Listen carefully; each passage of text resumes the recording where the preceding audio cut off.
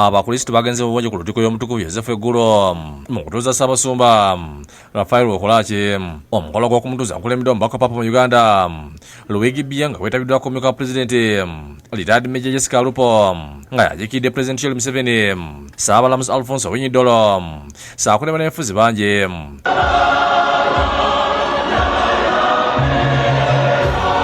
Omukolo gubaddeko abasumba okuva amasaza ag'enjawulo okwetoolera eggwanga.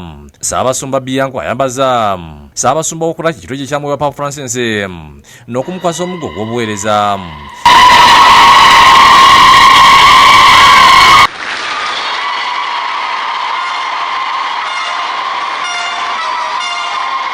Ssaabasumba Bianco ayozeza Ssaabasumba w'okulaki olw'okutuuka ku kkula lino. Ssaabasumba w'okulaki alonze omulamwa obuntu bulamu bwe buweereza mu kwogera kwe yeeyamye okukulembeza obuntu bulamu okwagalana emirembe n'okunyikiza ekigambo kya Katonda.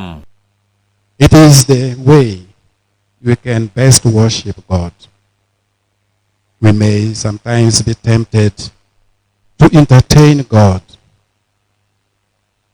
Is God calling us to worship Him or to entertain Him? Certainly, in the spirituality of the Eucharist, we come to know, we come to see and understand that God calls us. We have a vocation. And our only vocation is to worship Him. Ate Ssaabalamuzi Alfonso Owiny Dollo yeebazizza Ssaabasumba omumuze Dr. John Baptist Lodda olw'okubeera omukulembeze omulungi era agala emirembe. Asabye Ssaabasumba okulaki okulabira kwa ddembe bigere kuba yabayisa mayengo omunina ebiseera eby'omupeembe Joseph Kony mu bitundu eby'obukiikakkono bw'eggwanga. Because the situation of armed conflict in this sub-region is unspeakable. In him, we found a leader, both spiritual, moral, and physical.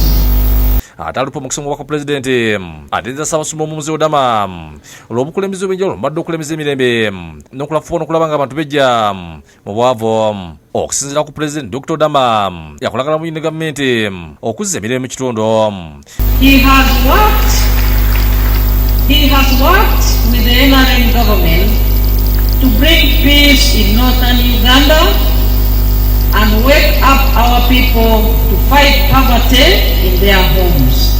Mu kiseera ky'ekyengwasa y'abantu mu kitundu kino okwaniriza n'okuliramu ne Ssaabasumba omuggya okulaba bino Dr. Odama gy'akoze.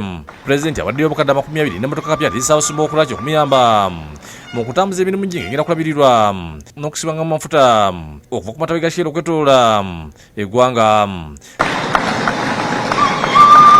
Ssaabasumba okulaki Ssaabasumba okubiri w'essezera eggulo ngazza emigiri bya Ssaabasumba Odama yaweza emyaka 75 mu mwezi ogwokusatu ng'aweereza emyaka 25. Deo Kyaligonza yakusakidde eggulu enkulu Bukedde TV.